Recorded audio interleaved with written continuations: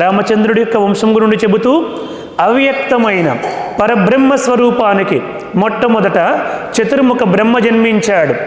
బ్రహ్మ కుమారుడు మరీచి, మరీచి కుమారుడు కశ్యపుడు, కశ్యపుని కుమారుడు సూర్యుడు, సూర్యుని కుమారుడు మనువు, మనువు కుమారుడు ఇక్ష్వాకువు, ఇక్ష్వాకువు కుమారుడు కుక్షి, కుక్షి కుమారుడు వికుక్షి, వికుక్షి కుమారుడు బాణుడు, బాణుడి కుమారుడు అనరణ్యుడు, అనరణ్యుడి కుమారుడు పృథువు, పృథువు కుమారుడు త్రిశంకుడు, త్రిశంకుని కుమారుడు దిందుమారుడు, దిందుమారుని కుమారుడు మాందాత, మాందాత కుమారుడు సుసంధి, సుసంధి కుమారుడు ధ్రువసంధి, ధ్రువసంధి కుమారుడు భరతుడు, భరతుని కుమారుడు అసితుడు, అసితుని కుమారుడు సగరుడు, సగరుని కుమారుడు అసమంజసుడు, అసమంజసుని కుమారుడు అంశమంతుడు, అంశమంతుని కుమారుడు దిలీపుడు, దిలీపుని కుమారుడు భగీరథుడు, భగీరథుని కుమారుడు కాకుత్సుడు, కాకుత్సుని కుమారుడు రఘువు, రఘువు కుమారుడు ప్రవృద్ధుడు, ప్రవృద్ధుని కుమారుడు శంకనుడు, శంకనుని కుమారుడు సుదర్శనుడు, సుదర్శనుని కుమారుడు అగ్నివర్యుడు, అగ్నివర్యుడి కుమారుడు శ్రీగ్రవేదుడు,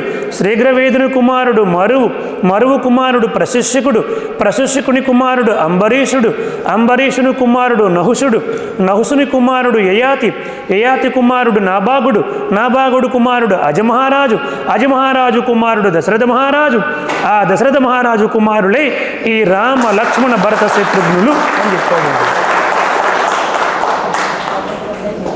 ఆదిశేషుడు ఆ ధర్మనందునటువంటి వైశ్యోత్తముడికి ఇదంతా చెబుతున్నారు. మణిగుప్తాదులకి ఎవరు చెప్తున్నారు? సాలంకాయన మహర్షి చెబుతున్నాడు. సూత మహర్షి సౌనికాది మహర్షులకు చెబుతున్నాడు. ఇక్కడికి వచ్చేసరికి ధర్మనందనుడైనటువంటి వైశ్యోత్తముడకు ఆదిశేషుడు వాసికాదులు చెబుతున్నటువంటి చరిత్ర మనం చెప్పుకుంటున్నాం. సరే, ఇప్పుడు ఈ సృష్టి క్రమము, ఆ బ్రహ్మదేవుడు ఎలా సృష్టి చేశాడు? ఇప్పుడు మరలా త్రిమాతల ముగ్గురు వచ్చారన్నారు కదా. ఇప్పుడు అంటే ఇద్దరు మాతలు, బ్రహ్మదేవుడికి ఆయన అహంకారము చెందలేదు కాబట్టి సరస్వతీదేవి వెళ్ళిపోలేదు. సో మొత్తానికి మరలా సృష్టి ప్రారంభం కావాలి. ఎవరు? బ్రహ్మ, విష్ణు, మహేశ్వరుల ద్వారా జగన్మాతల యొక్క సహాయ సహకారాలతో సృష్టి కావాలి. అందుకోసమని సృష్టి ఎలా జరిగింది దానిని నాకు చెప్పండి అని అంటే, నాయన బ్రహ్మదేవుడు తన మనస్సంకల్పము చేత సనకుడు, సనందనుడు, సనత్కుమారుడు, సనత్ సుజాతుడు అన్నటువంటి ఎందరో గొప్ప గొప్ప ఋషులందరూ కూడా సృష్టించాడు. మనస్సంకల్పము చేత సృష్టించాడు. అందుకే బ్రహ్మణోష ముఖమాశీతు బాహురాజన్యకృత, తన బాహువుల నుంచి గొప్ప గొప్ప రాజులు సృష్టించాడు. వాళ్ళ ద్వారా స్వయంభూ మనువు, స్వారోచిత మనువు, ఉత్తమ మనువు, తామస మనువు, రైవత మనువు, చాక్షుష మనువు, వైవస్వత మనువు, సూర్యసావర్ణి, మేరుసావర్ణి, దక్షసావర్ణి, రుద్రసావర్ణి, బ్రహ్మసావర్ణి, రౌచ్యసావర్ణి, ఇంద్రసావర్ణి 14 మంది మనువులను సృష్టించాడు. మనందరం ఈ మనువుకి పుట్టినటువంటి వాళ్ళము కాబట్టే మానవులం అయ్యాం. అలాగే బ్రహ్మదేవుడు తన ఊరు నుంచి వైశ్యులను సృష్టించాడు. వాళ్ళకేమో జ్ఞానాన్ని బోధించమని చెప్పాడు లోకానికి, వీళ్ళకేమో పరిపాలన చేయమన్నాడు. జ్ఞానాన్ని బోధించాలన్నా పరిపాలన చేయాలన్నా ప్రజల ముందు ఉండాలి కదా. ఆ ప్రజలకు ఏం చేయాలి? కావలసినటువంటి ఆహార పదార్థాలు ఉండాలి. అందుకోసమని ఓ వైశ్యోత్తములారా, మీరందరూ కూడా నా సృష్టిని అభివృద్ధి చేయండి. సృష్టిని అభివృద్ధి చేయటము కోసం చాతుర్వర్ణముల వాళ్ళని బ్రహ్మదేవుడు సృష్టించాడు. సృష్టించి ఈ భూలోకానికి పంపించాడన్నమాట. వాళ్ళ ద్వారా ఈ సృష్టి జరుగుతూ వచ్చింది అని చెప్పాడన్నమాట. ఎవరికి? ధర్మనందనుడికి ఆదిశేషుడు చెప్పాడు. మీకు సంక్షిప్తంగానే చెబుతున్నాను అన్నీ కూడా. బ్రహ్మ యొక్క కుడి తొడ నుండి వైశ్యులు, కుడి తొడ నుంచి పుట్టినటువంటి వాళ్ళు పురుషులు, ఎడమ తొడ నుంచి పుట్టినటువంటి వాళ్ళు స్త్రీలు. వాళ్ళిద్దరికీ వివాహాలు జరిపించి బ్రహ్మదేవుడు సృష్టిని అభివృద్ధి చేయండి, మీరందరూ కూడా వ్యవసాయాన్ని చేయండి, పాడి పంటలతో మానవాళికి సుభిక్షంగా అభివృద్ధిని పెంచండి, నా సృష్టిని క్రమేపీ పెంచండి అని వర్తక వ్యవహారాలు నడపండి అని అన్నిటినీ కూడా చెప్పాడు. వాళ్ళకి ఒక్కొక్కరికి అధిష్టాన గురువులుగా పెట్టాడు. బ్రాహ్మణులకి అంగీరస మహర్షిని గురువుగా పెట్టాడు. ఆ అంగీరస మహర్షి బ్రాహ్మణోత్తములందరినీ తీసుకుని వెళ్ళి ఆ ధర్మాలు ఋగ్వేద, యజుర్వేద, సామవేద, అధర్వణ వేదాలన్నింటినీ కూడా వాళ్ళకి బోధించాడు. వశిష్ఠ మహర్షిని క్షత్రియులకు గురువుగా పెట్టాడు. అందుకనే రామచంద్రమూర్తి యొక్క గురువు ఎవరు? వశిష్ఠుడు. రాముడంతా కూడా ఇప్పుడు చెప్పాను కదా, వాళ్ళంతా కూడా క్షత్రియ వంశులు, కొన్ని లక్షల మంది మాట వాళ్ళందరూ కూడా. వాళ్ళందరికీ కూడా ఆ వంశాలందరికీ గురువు వశిష్ఠ మహర్షి. ఇక వైశ్యులకు వచ్చేసి బ్రహ్మదేవుడు అపరార్క మహర్షిని గురువుగా పెట్టాడు. దానికి ఒకసారి గట్టిగా కరతాళధ్వనులు చేయండి. అంటే ఇప్పుడు మనము మన వైశ్యోత్తముల యొక్క చరిత్ర చెప్పుకుంటున్నాం కాబట్టి మన చరిత్ర మనకి గొప్పది. వాళ్ళ చరిత్ర కాడికి వెళ్తే వాళ్ళకి ఒక చరిత్ర ఉంటుంది. ఆ యొక్క బ్రాహ్మణోత్తములందరికీ వాళ్ళ వంశాలు, వాళ్ళ గోత్రాలు, వాళ్ళు ఎలా అభివృద్ధి చేశారు, వాళ్ళు ఎలా పుట్టారు, ఎలా పెరిగారు, చివరికి ఏం జరిగిందని వాళ్ళ చరిత్ర వాళ్ళకు ఉంటుంది. అలాగే మనకి మనకి క్షత్రియుల దగ్గరికి వచ్చేసరికి ఆ క్షత్రియులకి సూర్యవంశంలో పుట్టినటువంటి వాళ్ళందరి యొక్క చరిత్ర ఇప్పుడు చెప్పాను కదా, 40 మందిది చెప్పాను నేను. కొన్ని లక్షల మంది ఉన్నారన్నమాట. వాళ్ళందరి చరిత్రలు వాళ్ళకి మరలా ఉంటాయి. అలా మనము మన అపరార్క మహర్షి ద్వారా ఈ వైశ్యుల యొక్క అందులో ప్రధానమైనటువంటి వారి యొక్క చరిత్రను మనం ఇప్పుడు చెప్పుకునే ప్రయత్నం చేస్తాం. వీళ్ళందరికీ కూడా సృష్టిని అభివృద్ధి పరచసాగిరి.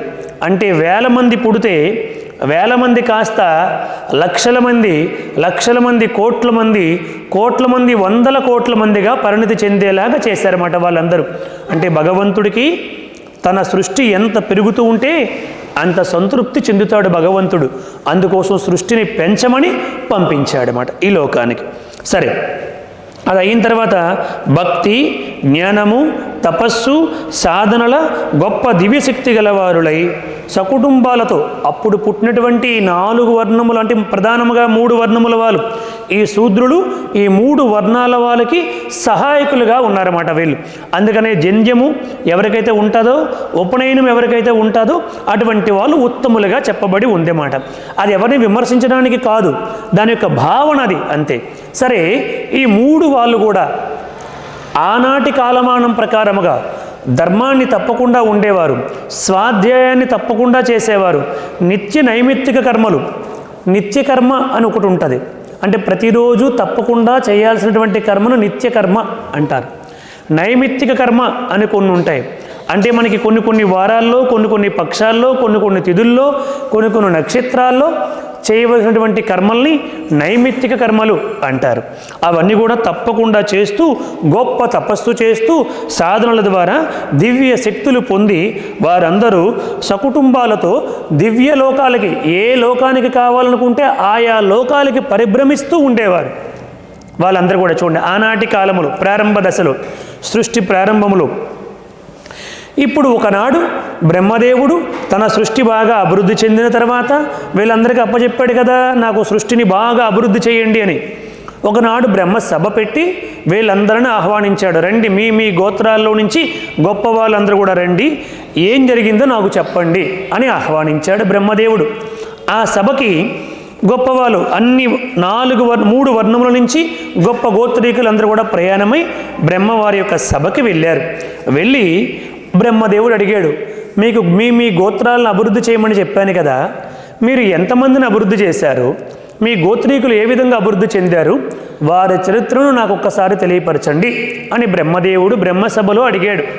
అడిగితే దూర్వాసో మహర్షి లేచి, మా బ్రాహ్మణ కులమయందు 109 గోత్రాల వారిమి ఉన్నాము, కానీ అందులో అత్యంత ప్రముఖులు 18 గణములు ఉన్నాయి అని చెప్పారండి. తర్వాత 2వ వాళ్ళు క్షత్రియ నాయకుడినటువంటి ధనుంజయుడు లేచాడు. బ్రహ్మదేవ, మా గోత్రములో 7 గోత్రాలను అభివృద్ధి చేయగలిగాం. మీరు మాకు ఇచ్చినటువంటి వంశాన్ని 7 గోత్రాలుగా అభివృద్ధి చేయగలిగాం. అందులో ఒక గణము వాళ్ళు మాత్రమే గొప్పవాళ్ళు, జ్ఞానులు, గొప్ప తపశక్తి సంపన్నులు ఉన్నారు అని చెప్పాడు. అప్పుడు వైశ్యులకి నాయకుడైనటువంటి సోమదుడు లేచి, బ్రహ్మదేవ, మీ దివ్య అనుగ్రహము చేత మేము 714 మంది గోత్రీకులుగా అభివృద్ధి చెందాము అని చెప్పాడండి. 714 మంది గోత్రీకులు, అందులో 102 గోత్రీకులు వాళ్ళు, అంటే 102 గణములు అత్యంత పావనములైనటువంటి వాళ్ళు మా 714 మందిలో ఉన్నారు అని చెప్పారండి. గట్టిగా కరతాళధ్వనులు చేయండి. బ్రహ్మదేవుడు ఎంతో సంతృప్తి చెందాడు. ఎందుకంటే మీ వల్ల కదా ఈ మిగతా పైనున్న 2 కిందనున్న 1 కూడా నిలబడ్డాయి. మీరు చేసినటువంటి వ్యవసాయము, వర్తకము, వ్యాపారము, వీటన్నింటి వల్ల కదా మానవుడు పాడి పంటలతో సుభిక్షంగా ఆనందంగా జీవించగలుగుతున్నాడు. ఈ సృష్టి అంతా పరిడి వెళ్లుతూ ఉంది. నేను ఏ పని చేయమని పంపించానో ఆ పని చేయడంలో మీ వైశ్యులందరూ కూడా సఫలీకృతులయ్యారు. కాబట్టి నేను పరమానంద భరితుడై మీరు శ్రేష్టత్వాన్ని పొందారు. కాబట్టి ఇక నుంచి మీరు శ్రేష్ఠులు అను పేరు పొందగలరు అన్నాడు బ్రహ్మదేవుడు. శ్రేష్ఠులు అంటే ఏమిటి? ఉత్తములు, గొప్పవాళ్ళు, తెలివైన వాళ్ళు, జ్ఞానులు అని అనేక అర్థాలు వస్తాయన్నమాట శ్రేష్ఠులు అని చెప్పండి. అందుకని ఆ శ్రేష్ఠి కాస్త అట్లా పోయి శ్రేష్ఠి అది కాస్త శెట్టి అయిపోయింది కాలాంతరంలో. వాడుక భాషలో పదాలు తెలియకపోతే ఇప్పుడు మన గోత్రాలు ఎంత సమయం తీసుకున్నా 3 రోజుల పాటు నేను ఎందుకోసం చదివానంటే గోత్రాలు పేర్లు వినటం వల్ల, చదవటం వల్ల, స్మరించటం వల్ల మన జ్ఞప్తికి ఉంటాయి. లేకపోతే మన గోత్రం ఏమిటో పక్కవాడిని చూస్తామంట. మీ గోత్రం ఏమిటంటే బ్రాహ్మణోత్తములు అడిగితే మన గోత్రం ఏమిటి అని అడిగే పరిస్థితి వచ్చేస్తుంది రాను. అందుకని మన పిల్లలతో కూడా గోత్రనామాలతో అర్చన చేయండి. బ్రాహ్మణుడికి ఒక 20 రూపాయలు ఇవ్వాలో, 30 రూపాయలు ఇవ్వాలో, 50 రూపాయలు ఇవ్వాలని అర్చన చేయడం మానేసుకోకూడదు. అర్చనలు చేయించాలి. అప్పుడు మన పిల్లలకి మన గోత్రం ఏమిటో, మన వంశం ఏమిటో, భవిష్యత్తు ఏమిటో తెలుస్తుంది. సరేనా? అక్కడ ఎక్కడో ఒక మహానుభావుడు పుడతాడు. వాడి వల్ల మరల ఇటు 7 తరాలు అటు 7 తరాలు ఉద్ధరించబడతాయని చెప్పారన్నమాట. మధ్యలో కొంతమంది దుష్టులు పుట్టినా ఎక్కడో ఒక చోట ఒక మంచివాడు మన గోత్రంలో పుడితే ఇటు 7 తరాలు అటు 7 తరాలు తరించిపోతాయని చెప్పిందండి శాస్త్రము. అందుకని మనం ఎల్లప్పుడూ గోత్రనామాలు చెబుతూ ఉండాలన్నమాట. సరే, ఇప్పుడు ఏం జరిగిందంటే బ్రహ్మదేవుడు ఎప్పుడైతే వీళ్ళందరికీ శ్రేష్ఠులు అని అన్నారో వాళ్ళందరూ పరమానంద భరితులు అయ్యారు. అందులో ఈ యొక్క 612 గోత్రీకులు ఉన్నారు కదా, ముందే చెప్పారు. ఎవరు? సోమదుడు. మా దీంట్లో 612 గోత్రీకుల వాళ్ళు సామాన్యముగా ఉన్నాము. 102 గోత్రీకుల వాళ్ళు పావనమైనటువంటి చరిత్ర కలిగినటువంటి వాళ్ళు, చాలా గొప్పవాళ్ళు, విశేషమైనటువంటి వాళ్ళు అని చెప్పారు కదా. అది అక్కడే బయటపడిపోయింది అన్నమాట. ఏమైందంటే ఈ 612 మంది కూడా ఈ బ్రాహ్మణుల్ని, క్షత్రియుల్ని విమర్శించడం మొదలుపెట్టారు.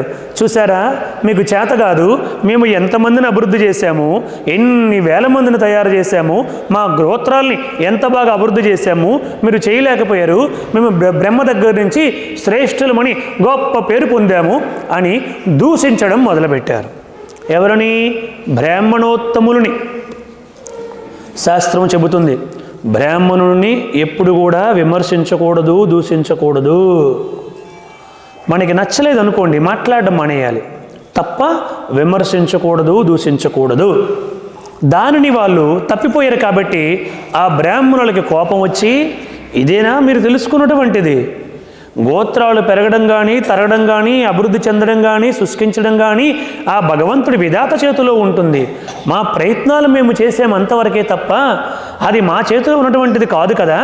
ఇదా మీరు తెలుసుకున్నటువంటిది? మీరు అందుకని అక్కడే చెప్పబడింది, మీలో 612 మంది ఇలా ఉన్నారని, 102 మంది అలా ఉన్నారని చెప్పబడింది. మీ 612 మంది కూడా బ్రహ్మ సభలో మమ్మల్ని ఇంత చులకన భావనతో చూశారు. కాబట్టి మీరు భూలోకములో హీనాతి హీనులుగా జన్మించి అనేక ప్రాంతాలు తిరుగుతూ కుల భ్రష్టులై ఆ యొక్క వర్ణ సంక్రమం ఏర్పడిపోయి మాంసభక్షణాదులు సేవిస్తూ మద్యపానాలకి బానిసలైపోయి చరించుదురుగాక అని శాపం పెట్టాడండి. ఆ కారణము చేత 612 గోత్రీకులు కూడా ఈ 102 గోత్రీకులతో వారిలాగా ఉండకుండా భ్రష్టులైపోయారు. ఆ లిస్టులో ఇక్కడ కూర్చున్న మన ఎవరి పేర్లు లేకపోవడం అదృష్టవంతులమి. అమ్మక గట్టిగా కరతాళధ్వనులు చేయండి. వాళ్ళు ఎందుకు భ్రష్టులయ్యారంటే శాపము వల్ల భ్రష్టులయ్యారు. శాపం ఎందుకు పెట్టవలసి వచ్చిందంటే గుణము వల్ల పెట్టవలసి వచ్చింది. గుణాలు ఎందుకు ఏర్పడ్డాయంటే ఆహార విహారాల వల్ల గుణాలు ఏర్పడ్డాయి. చూసారా, ఇదంతా ఆర్డర్ అన్నమాట. గుణాలు ఎందుకోసం వస్తాయి? మన ఆహార విహారాల వల్లే గుణాలు వస్తాయి. Tell me your company, I shall tell what you are అంటాడు ఇంగ్లీష్లో. నువ్వు ప్రతిరోజు కూడా ఎవరితో మాట్లాడుతున్నావో, ఎవరితో ఎక్కువ స్నేహం చేస్తున్నావో, ఎవరితో ఎక్కువ తిరుగుతున్నావో చెప్తే నీ క్యారెక్టర్ ఏమిటో నేను చెప్పేస్తానన్నాడు. ఎటువంటి స్వభావం ఉండేవాళ్ళు అటువంటి వాళ్ళతోనే స్నేహం చేస్తారు. రాజకీయాలు పిచ్చున్నటువంటి వాళ్ళు రాజకీయ నాయకులతోనే స్నేహం చేస్తారు. సినిమాలు షికార్లు పిచ్చున్నటువంటి వాళ్ళు సినిమాలు షికార్లు ఎక్కువ తిరిగే వాళ్ళతోనే స్నేహం చేస్తారు. తాగి తందనాలాడే గుణాలు ఉన్నటువంటి వాళ్ళు ఎక్కడ దొరికినా వాళ్ళు అక్కడికి వెళ్ళేసరికి ఫ్రెండ్స్ అయిపోతారు. అలాగే రచ్చబండ మీద కూర్చొని అక్కర్లేని విషయాలు మాట్లాడుకునే వాళ్ళందరూ ఒక బ్యాచ్ అవుతారు. చూడండి, వీళ్ళందరూ ఆ టైంకి అక్కడ కూర్చుంటారన్నమాట. ఎక్కడున్నా ఆ టైంకి అక్కడ చేరుకుంటారు. ఏమి సాధించారంటే ఏమీ ఉండదు. రామ, కృష్ణ, గోవింద, దామోదర, వాసుదేవ, నారాయణ, జగన్మాత అవి ఏమీ ఉండదండి. ఏదో కాలక్షేపం. భగవంతుడు ఇచ్చినటువంటిది కాలక్షేపం చేయడం కాదు, కాలాన్ని సద్వినియోగం చేసుకోవడానికి భగవంతుడు ఈ జన్మను ఇచ్చాడు. కాలక్షేపం చేసేవనుకో ఏం చేస్తాడు? 83,99,999 జీవరాశుల్లో ఏదో ఒక జన్మ ఇచ్చేస్తాడు. నాయన, నువ్వు హాయిగా తిని త్రాగి పడుకోవాలనుకున్నావు కదా, దానికి మానవ జన్మ ఎందుకు, పో ఈ జన్మలోకని పంపించేస్తాడు. అటువంటి పరిస్థితి మీకు నాకు రాకుండా మన అమ్మ వాసవి మాత సర్వదా రక్షించి కాపాడుదునుగాక. సరే, ఇది జరిగిన తర్వాత ఇక్కడికి 3వ అధ్యాయం సమాప్తం.